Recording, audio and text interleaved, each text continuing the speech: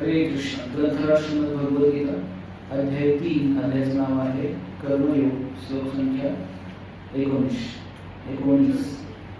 तस्मादसक्तः सततं कार्यं कर्म समाचर असक्तो ह्याचरन् कर्म परमाप्नोति पुरुषः. तस्मादसक्तः सततं कार्यं कर्म समाचर असक्तो ह्याचरन् कर्म परमाप्नोति पुरुषः.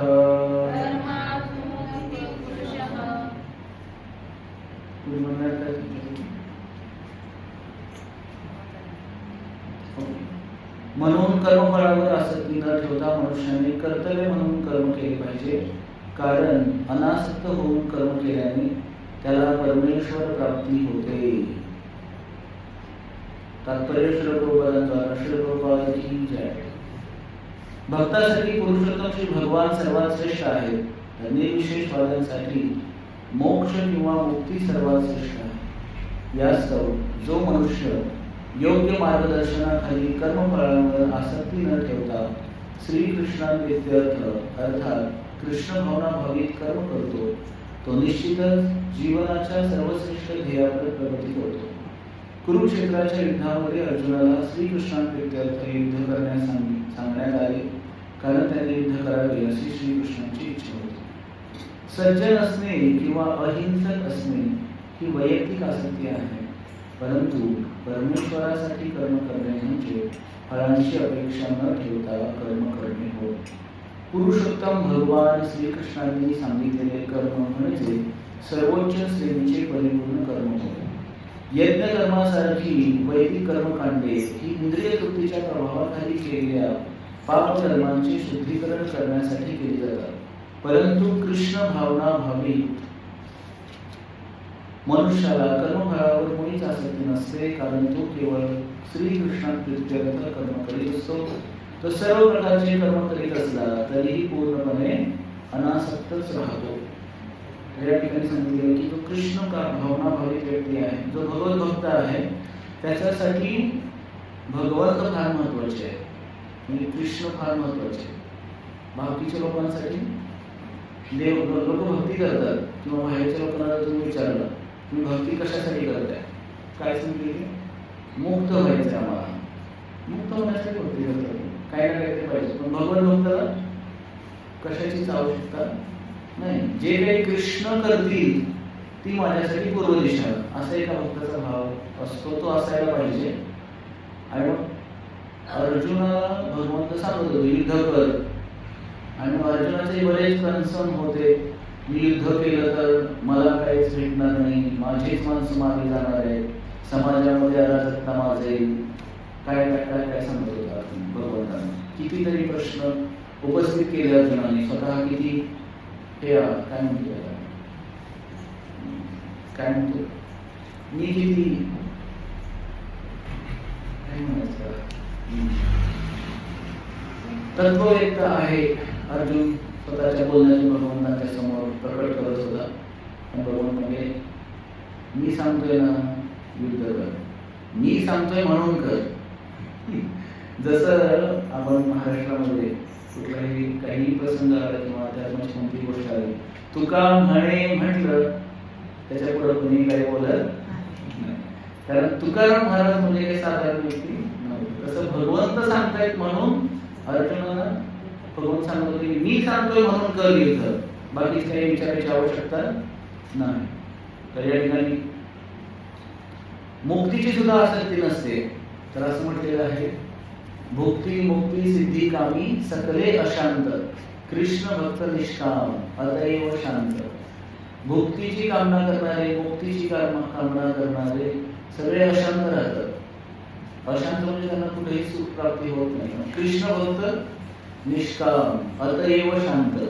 कृष्ण भक्ताची एक इच्छा काय असणार आहे की भगवंत जे काही इच्छित आहेत तीच आमची इच्छा. मारो की दाखवली जो इच्छा तो हर. तर भक्तिविनोद ठाकूर म्हणतात त्यांच्या एका गीतामध्ये, तुम्ही जे काही माझ्यासाठी निश्चित केलेलं आहे त्यानुसार सगळं होऊया. My plan will not, I don't have my plan for my own spiritual progress. कुठल्याही गोष्टीमध्ये मला माझा प्लॅन नसणार आहे असं नाही. याचा अर्थ की आपण काही करायचंच नाही आणि सगळं भगवंत काही करणार नाही. पण आपण केलेलं प्लॅन कधी कधी सक्सेस नाही होणार आणि नाही झाला म्हणून आपण नाराज नाही व्हायला पाहिजे. अरे मी एवढं केलं आणि भगवंताने मला याच्यामध्ये यश दिलंच नाही. कारण तुम्ही केलं ते तुमचं कर्तव्य आहे किंवा भगवंताच्या प्रसन्नतेसाठी करणं हे आपलं कर्तव्य आहे, जीवाचं कर्तव्य आहे. त्याच्यामध्ये यश मिळणं न मिळणं हे भगवंताच्या हातात आहे. नमे कर्मफलस्पृह. कर्माची अपेक्षा, कर्म तर केलं पाहिजे पण कर्माच्या फळाची अपेक्षा नाही केली पाहिजे. कर्मफळाची अपेक्षा जर आपण केली तर मग परत आपण यज्ञार्थात कर्मनो बंधन, यज्ञ तर करतोय आणि मग फळाची अपेक्षा पण केली तर मग त्या कर्मबंधनात अडकतो आपण. आणि त्यामुळं काय नाही केलं पाहिजे की अपेक्षा नाही ठेवली पाहिजे. जे काही घडेल ते भगवत इच्छा म्हणून त्याचा स्वीकार केला पाहिजे. उदाहरण आहे परीक्षित महाराजांचं. परीक्षित महाराजांना श्राप भेटलेला होता, 7 दिवसांमध्ये तुम्हाला मृत्यू येणार. आता परीक्षित महाराजांना एका ब्राह्मणाकडून श्राप भेटलेला होता आणि ब्राह्मणाकडून श्राप भेटल्यानंतर त्यांनी जर ठरवलं असतं तर ते त्या ब्राह्मणाला सुद्धा श्राप देऊ शकत होते. अरे मी काय साधारण नाही का, मी पण तुला श्राप देतो की. पण त्यांनी काय ठरवलं, चला भगवंताची इच्छा आहे मी 7 दिवसात मरणार आहे तर मी त्याला कशाला श्राप देऊ, मी परत कशाला, भगवंताचा जे प्लॅन आहे माझ्यासाठी तो मी कशाला बदलू. किंवा तसा त्यांनी विचार केला की जे काही योजना भगवंताची माझ्यासाठी आहे तर त्यांनी काय केलं की स्वीकार आहे. बी येस मॅन, म्हणजे नेहमी आपण तयार असलं पाहिजे. भगवंताचा जो काही प्लॅन आपल्यासाठी असेल ही शरणागती आहे भगवंत भक्ताची. एका परीक्षित महाराज आहेत, त्यानंतर अंबरीश महाराज आहेत. तर परीक्षित महाराजांनी त्याला काही श्राप दिला नाही, त्यांनी उलट स्वीकार केला आणि 7 दिवसात, बघा आपल्यासारखा साधारण मनुष्य असेल, माझ्यासारखा, आपण सगळेजण महान आहात बरोबर, तर मी काय विचार करू शकतो की अरे 7 दिवस राहिले, 7 दिवस मला कमी पडतील, करायच्या गोष्टी किती असतात आपल्याकडे.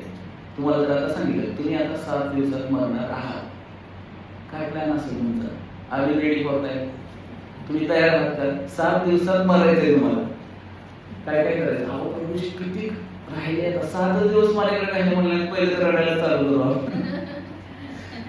काय काय लोक रडून घ्यायला चालू करते, 7 दिवसात शक्य नाही मला, किती अजून माझे नातवंड, माझे परतवंड, माझे मुलांचे व्हायचं आहे, प्रभूची जमीन नाही, घर नाही, गाडी नाही, फिरायचं राहिले, सगळं काय करायचं राहिले, एवढं सगळं 7 दिवसात असं. तर जे कृष्ण भक्त आहेत त्यांची काही इच्छा नसते, भगवत इच्छेनुसार भगवत इच्छा ही त्यांच्यासाठी सर्वस्व आहे.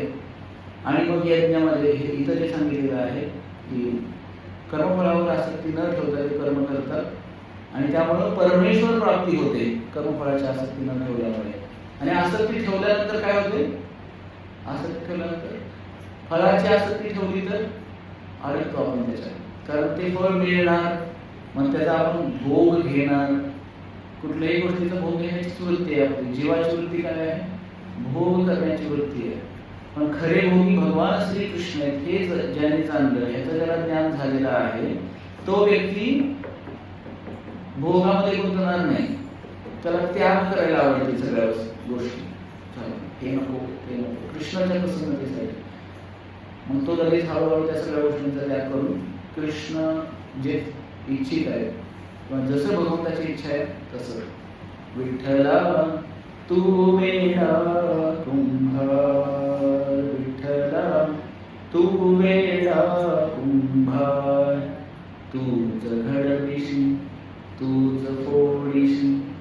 आणि काय देई मातीला आकार, जसा आकार देऊन घडवणार आहे तसा आम्ही घडायचं आहे भगवंतांच्या हातून, म्हणजे भगवंतांकडून. मग त्याच्यामध्ये आम्ही जर ठरवलं की नाही नाही असं नाही आम्हाला, मग प्रॉब्लेम होणार.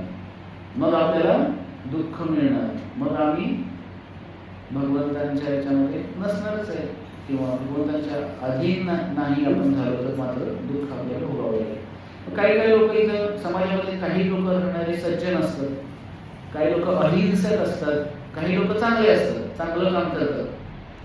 म्हणजे ते कुणाला वाईट पण म्हणणार नाही ना, ते सत्संगला पण जाणार, पण त्यांचं व्यवस्थित चालू असतं. असंही नाही. हे इथंपर्यंत ठीक आहे, चांगलं कार्य करतायत तरी चांगली गोष्ट आहे. पण त्यांनी सुद्धा भगवंताची भक्ती करायलाच पाहिजे, कारण सगळ्यांसाठी एकच ऑप्शन आहे, सर्व धर्मान परित्यज्य मामेकम शरणं व्रज. मला शरण या म्हणून सांगितले भगवंतांनी.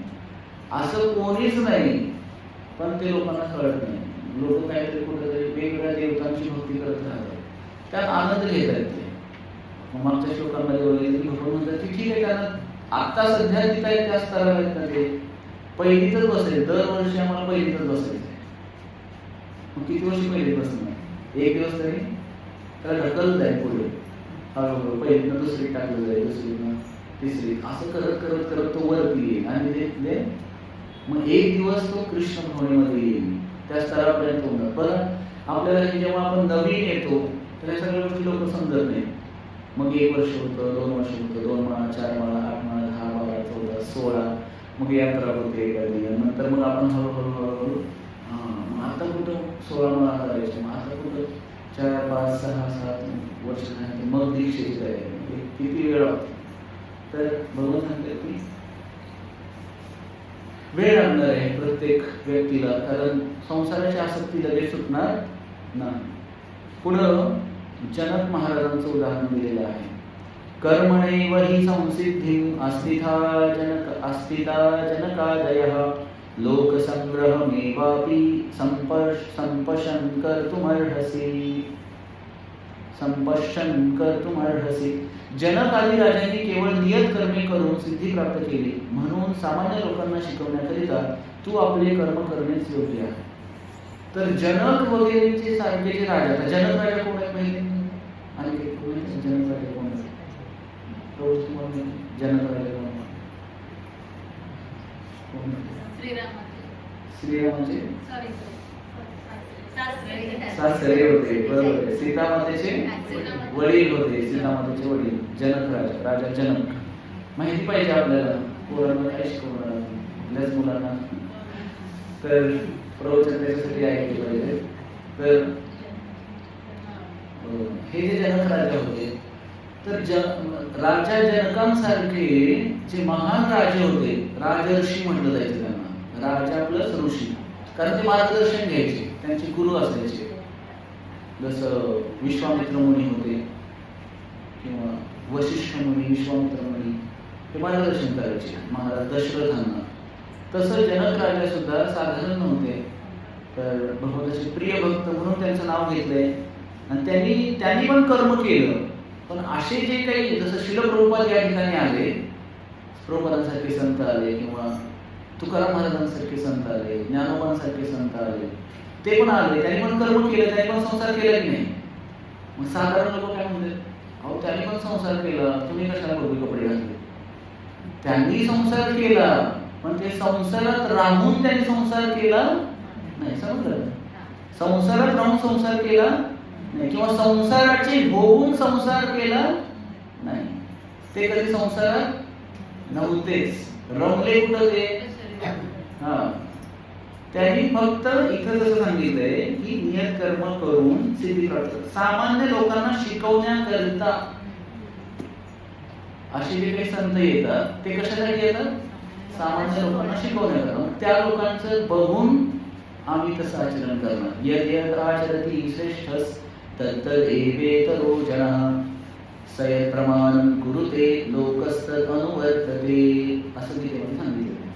यद यद आचरति श्रेष्ठ, जसं श्रेष्ठ लोकांनी आचरण केलं, जसं या संतांनी आचरण केलं, तसं आम्ही पण करणार. मग सामान्य लोक तसंच वागतात. राजा बोले तर झाले, राजा जसं सांगेल तसं महान व्यक्ती जसे आहेत त्या पद्धतीनं आचरण करतात सामान्य लोक.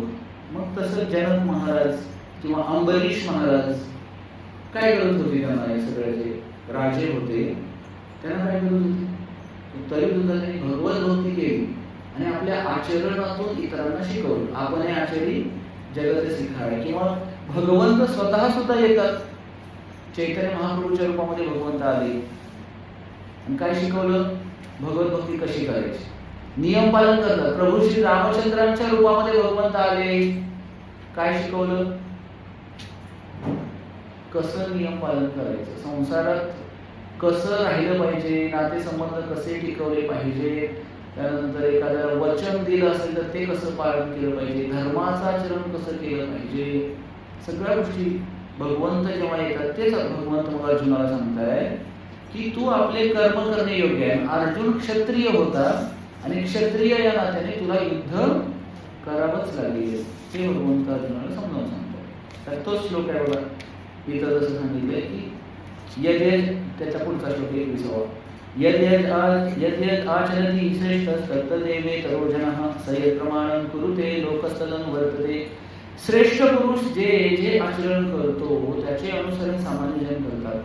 आपल्या अनुसरणीय कृत्यांनी तो जे जे आदर्श घालून देतो त्यानुसार संपूर्ण जग कार्य करते.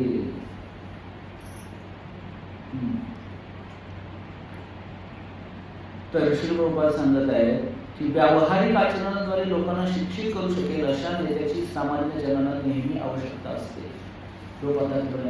आजकालचे नेते आहेत का असे राजकीय नेते कोणी आहे का त्यांचं आचरण किंवा ते जसं वागतात तसं आम्ही वागू शकतो असं कोण आहे?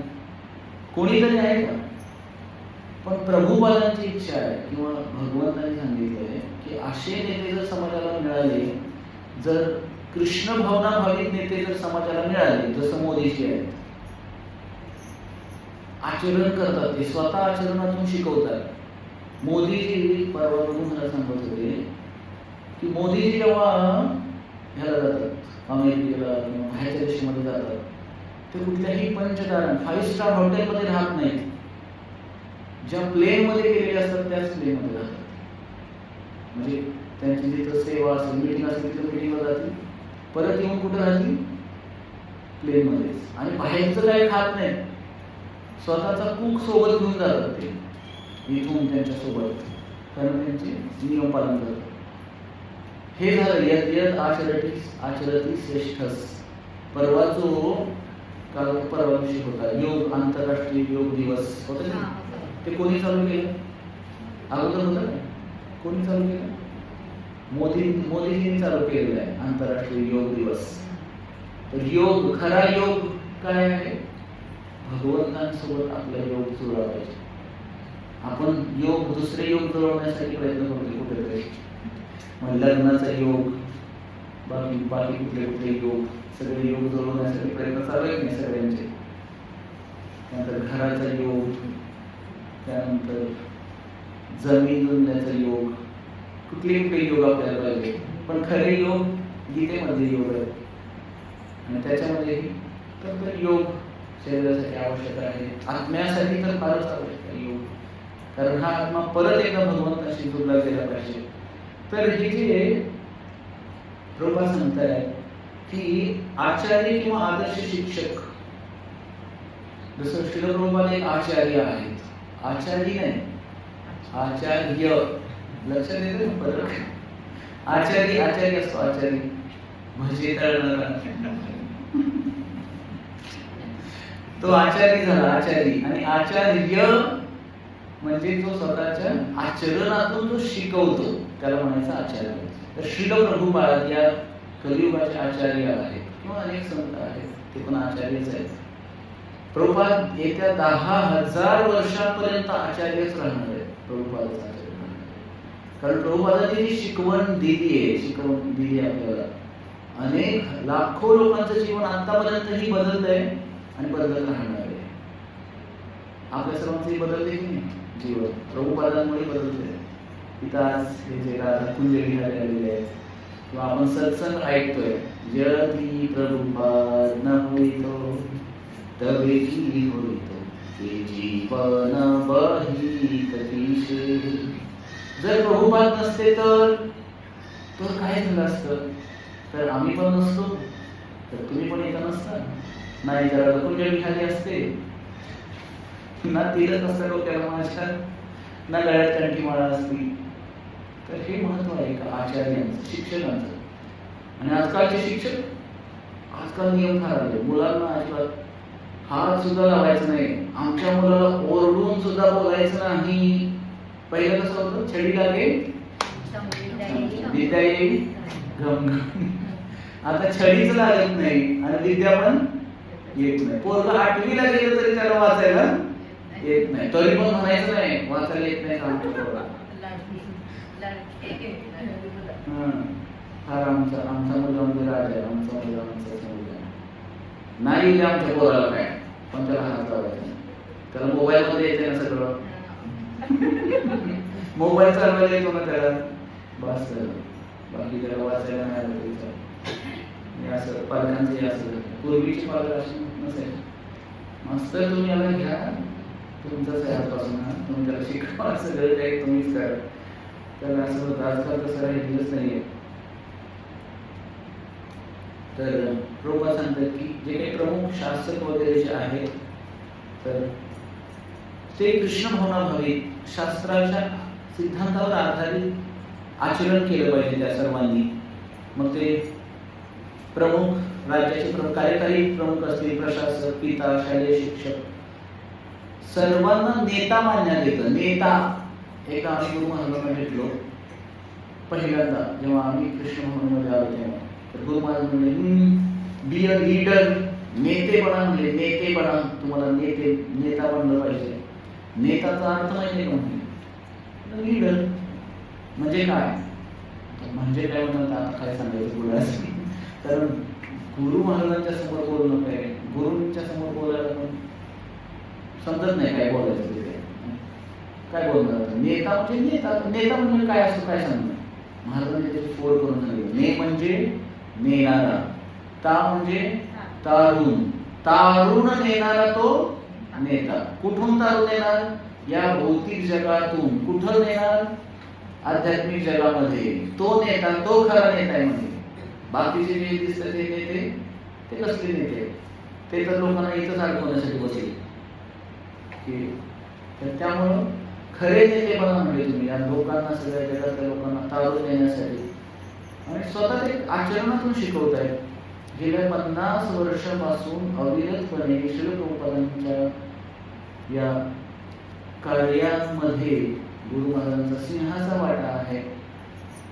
50 वर्ष साधारण गोष्ट, एकच गोष्ट करत नाही.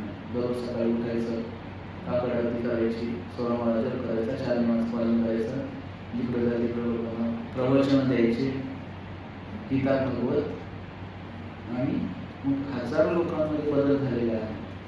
तर हे खरे नेते. असे नेते समाजामध्ये घडायला पाहिजे, ज्यांनी गीता आणि भागवताचा आश्रय घ्यायला पाहिजे असं प्रभुपाद सांगतायत.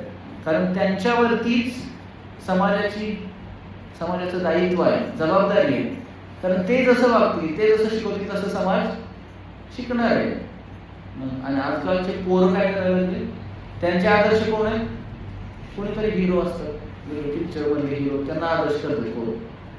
आणि मग तो कुठंतरी जाऊन मिळाला की हा पण कुठंतरी जाऊन फास घेतो. तर त्यानं बघितलेलं असतं, त्याला आयडियल बनवून ठेवलं, त्याला आदर्श बनवून ठेवलं. काही जण मरतात, हिरो हिरोईन्स हाच म्हणून म्हणतात. तर अशा लोकांना आदर्श म्हणून काही आपल्याला प्राप्त होणार नाही. आणि इतकं म्हणजे समाजाला कसं हे केलं जातं बघा, ते लोक पिक्चर मध्ये बघतात, ते पोरं मोबाईल मध्ये बघतात आणि मोबाईल मध्ये बघून तसंच करण्याचा प्रयत्न करतात.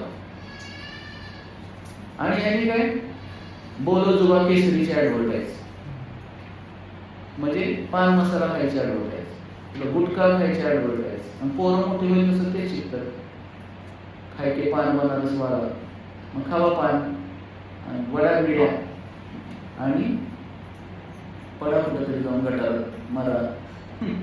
आणि मग गुरु महाराज म्हणतात कॅन्सर हॉस्पिटल धिस वे. जेव्हा चालले त्यांना त्यावेळेस त्यांना कळलं असलं काहीतरी. तर त्यामुळे 4 नियमाचं पालन करणारे नेते जर भेटले समाजाला, जसं मोदीजींसारखे, तर आणखी एक राज्य त्यांनी पश्चिम बंगालमध्ये आता आलं नाही तिकडे शासन, तर तिथे हरे कृष्ण मूवमेंटसाठी किंवा त्यांचा चांगला सपोर्ट असतो, तेव्हा आपलं धर्म वाढेल किंवा खऱ्या अर्थानं प्रजेचं खऱ्या अर्थानं रक्षण होईल. नाहीतर काय होणार, एक प्रकारे ऱ्हासच आहे सगळा, सगळेजण नरकगामी होतील. कारण धर्माचं रक्षण कोणी करणारा राहणारच नाही. आता ते झालं, त्यानंतर गायीच्या रक्षणासाठी आंदोलन चालू आहे. तर हे सगळं कोणी आपण तर केलंच पाहिजे, प्रत्येकाची जबाबदारी आहे की नाही. स्वधर्माचं रक्षण करणं ही प्रत्येकाची जबाबदारी आहे आणि त्याच्यासाठी धर्माचं ज्ञान असणं गरजेचं आहे आणि आपण आपल्या मुलांना शिकवलं पाहिजे, हे पण तितकंच गरजेचं आहे. त्यासाठी यद्यद आचरती श्रेष्ठच, मोठे लोक जसं आचरण करतील तसं मोदी आचरण करत आहेत. तर ते काही साधारण पंतप्रधान आहेत, त्यांना फॉलो करणारे काही लोक आहेत आणि त्यांच्या नावाने बोटं मोडणारे पण काही लोक आहेत. काही ना ते आवडतही नाही, जे नास्तिक किंवा निरीश्वरवादी किंवा भगवान श्रीकृष्णांना धर्माच्या विरोध न मानणारे किंवा धर्माच्या विरोधी असणारे लोक मोदींना शिवाय देतात. कारण त्यांना धर्माचं किंवा धर्म वाढत गेलेलं त्यांना बरोबर नाही. त्यामुळे आपण लक्षात ठेवलं पाहिजे की भगवंताने अर्जुनाने भगवंताने ते सांगितलं, तुला धर्माचं कार्य करावं लागेल, तुला युद्ध करावंच लागेल. त्यासाठी भगवंत सांगतो. पुढे म्हटलेलं आहे, न मे पार्थास्ति कर्तव्यं त्रिषु लोकेषु किंचन नानवाप्तमवाप्तव्यं वर्त एव च कर्मणि. हे पार्थ, या तिन्ही लोकांमध्ये मला कोणतेही नियत कर्तव्य नाही, मला कशाची उणीव नाही, तसेच मला काही प्राप्त करायची आवश्यकता नाही आणि तरी सुद्धा मी नियत कर्माचे आचरण करतो. जेव्हा भगवंत मगाशी सांगितलं, प्रभू श्री रामचंद्राच्या रूपामध्ये भगवंत आले, काय गरज होती भगवंताने एवढं सगळं करायची? वनवासाला जायची गरज भगवंताला आहे का? आहे का? नाही. भगवंत आहेत ते. तर ही सगळी गरज आपल्याला आहे. जसं की भगवंताने सगळ्या गोष्टी आपल्यासाठी केलेल्या. हे जग निर्माण कोणासाठी केले? भगवंताने काय करायचं जग निर्माण करायचं? जीवांची इच्छा होती, काही जीवांची इच्छा झाली की आम्हाला भोग घ्यायचा. आता भगवंताच्या सोबत राहून भोग आपण घेऊ शकत नाही, कारण भोगी भगवंत आहेत. अहम भोगी भोगतारणी एके तपसाम, भगवंत म्हणाले. मग भगवंताने हे जग निर्माण केलं. ठीक आहे, जीवांची इच्छा, मग या ज्यांना भोग घ्यायचा त्यांना इथं पाठवलंय. आणि मग इथं आल्यानंतर जेव्हा भगवंत पण इथं परत येतात आणि भगवंताने यावंच लागतंय. जीव इथं आले, त्यांचे जीव त्यांचे इतके भगवंताचं इतकं प्रेम आहे आपल्यावरती, त्या जीवांना परत घेऊन जाण्यासाठी भगवंताला यावं लागतं, अवतार धारण करावं लागतं. आणि मग ते जीव परत इथं भगवंत आले की त्या जीवाला वाटते की भगवंत पण माझ्यासारखेच, कृष्ण राम किंवा चैतन्य महाप्रभूच्या रूपात आले, मग ते पण आमच्यासारखेच की. त्यांनाही 2 हात 2 पायच होते, त्यांचाही विवाह झाला, वनवासाला जावं लागलं, देवाला वेगळं काय आहे देवामध्ये आमच्यामध्ये. तर भगवंत सांगतायत अर्जुनाला की असं नाहीये. तर वेदामध्ये भगवंतांचं वर्णन काय करण्यात आलेलं आहे. मला भगवंत म्हणतात की मला कशाचीच आवश्यकता नाही, मला कशाची उणीवच नाहीये. राम, आत्मा राम, मी स्वतःमध्येच रममाण आहे, मला काय गरज आहे हे सगळं करण्याची. तर या ठिकाणी सांगतायत तरी सुद्धा भगवंत म्हणतात की इथं आल्यानंतर मी नियत कर्माचं आचरण करतो, तसं तू सुद्धा आचरण कर. एक क्षत्रिय म्हणून तुला युद्ध करावंच लागणार आहे. तर भगवंतांबद्दल इथं सांगितलेलं आहे, तमीश्वराणां परमं महेश्वरं तं देवतानां परमं च दैवतं पतिं पतीनां परमं परस्ताद् विदामदेवं भुवनेशमिड्यं न तस्य कार्यं करणं च विद्यते न तत्समश्चाभ्यति कश्च दृश्यते पराशक्तिर्विधैव श्रूयते स्वाभाविकी ज्ञानबलक्रिया च. तर भगवान सांगतात की सर्व नियंत्रकांचे नियंत्रक विविध ग्रहांच्या सर्व देवतांपेक्षाही श्रेष्ठ आहेत भगवंत. तुम्ही सर्वेश्वरेश्वर ब्रजेंद्र कुमार तोमार इच्छाय विश्वे सृजन संहार. तुम्ही सर्वेश्वरेश्वर, सर्व ईश्वरांचे ईश्वर आहात तुम्ही. तोमार इच्छाय विश्वे सृजन संहार. तुमच्या इच्छेनेच काय होतं? विश्वाची निर्मिती होते, विश्वाचा प्रलय होतो, विश्वाची सृजन पण पालन पण विश्वाचं होतं. कुणाच्या इच्छेनुसार? तुमच्या इच्छेनुसार. आणि मग त्या भगवंतांना हे सगळं करायची गरज नाही. जसं आपण इथं आल्यानंतर कर्मबंधनात अडकतो तसं भगवंत कुठल्याही कर्मबंधनात अडकत नाही. तर भगवंतांनी या सगळ्या गोष्टी आपल्याला दिलेल्या आहेत. जसं एखादा मुलगा आहे तर त्या मुलाला मोठं झाल्यानंतर गावाकडचे आई वडील सिटीमध्ये पाठवतात, शिकायला पाठवतात, पोरांना पाठवतात. आणि पोराला शिकायला पाठवलं आणि ते पोराला शिकायला पाठवून पैसे पाठवतात, सगळं काही पाठवतात आई वडील. खायला प्यायला आई पण काय बनवून घेते, ड्रायफ्रूटचे लाडू आणि काय काय. पोरं शिकायला ना काय सगळं काही देते आणि ते पोरं तिकडे निवांत मजा मारते. आलेले पैसे कॉलेज करत नाही आणि 4 वर्षाचे इंजिनिअरिंग 8 वर्ष झाली तरी ते पोरं 5च महिन्यात आले. काय होईल? काय फायदा आहे त्या पोराला शिकू? एकतर आई वडिलांचे कष्ट वाया, त्या मुलाचं जीवन वाया, वेळ वाया, त्याचा काहीच उपयोग नाही होणार. तसं भगवंतांनी आपल्याला या ठिकाणी जेव्हा जन्माला घातलेलं आहे, भगवंतांनी आपल्यासाठी सगळी योजना करून ठेवलेली आहे की नाही. आपल्यासाठी फळं, पालेभाज्या, नंतर दिवसा सूर्यप्रकाश, संध्याकाळच्या वेळेस चंद्रप्रकाश, चांगली झोप लागावी म्हणून, शीतलता पावी म्हणून. त्यानंतर पाणी उन्हाळ्याच्या वेळेस बरोबर रसाची फळं येतात. असं कधी होत का? हिवाळ्यात आंब्याची फळं येते, होते का? असं नाही. तर बरोबर उन्हाळ्यात तशी रसाची फळं येतात. त्यानंतर अन्नाची व्यवस्था करून ठेवली. बरोबर एखादं मूल जेव्हा जन्म घेतो तेव्हा आईच्या स्थानामध्ये दूध येतं. की कोण केलं हे सगळं? कोणी केले? भगवंतांनी केलेलं आहे. हे कशासाठी केलेलं आहे? उद्देश काय आहे भगवंताचा? इथं तुम्ही जेव्हा जन्म घेताय तुम्हाला शरीर मनुष्याचं प्राप्त होतंय. जसं त्या पोराला तिकडे पाठवल्यानंतर त्याला शिकण्यासाठी पाठवलंय, तर त्याला चांगलं शिकायला पाहिजे. तसं आपण इथं आल्यानंतर हे मनुष्यजन्म भेटल्यानंतर आपल्याला का मनुष्यजन्म दिलाय? कारण आपल्याला पुन्हा इथं भगवंताची सेवा करून पुन्हा कुठं जायचं आहे? आम्ही जातो आमच्या गावात. आणि ह्याच्यासाठी हा यज्ञ आहे. मग कलियुगात कोणता यज्ञ आहे? हरे कृष्ण कृष्ण कृष्ण हरे हरे, हरे राम राम राम हरे हरे.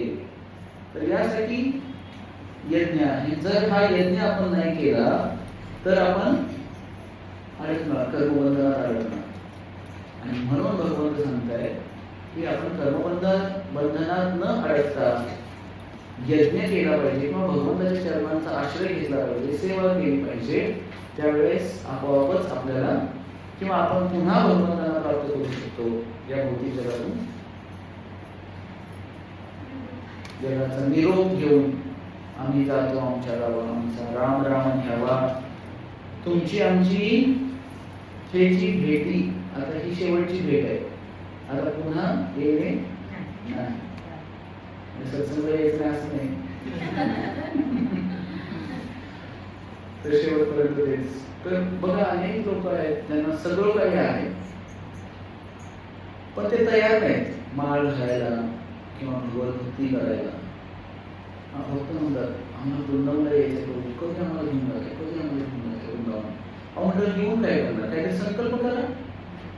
काहीतरी संकल्प केला पाहिजे नाही. वृंदावनला आल्यानंतर माळ घालतो, जप करतो, काहीतरी नुसतं वृंदावन घेऊन यायचं आहे का? तसं काही जगाला सांगताय आम्ही जाऊ ना वृंदावनला जाऊन आलो.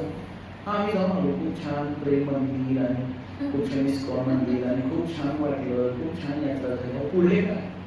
कशासाठी यात्रा? मजा मारायसाठी? काहीतरी त्याच्यातून साध्य करता यायला पाहिजे. एवढं समजत नाही लोकांना. बऱ्याच सगळ्या काही लोकांकडे सगळं काही आहे.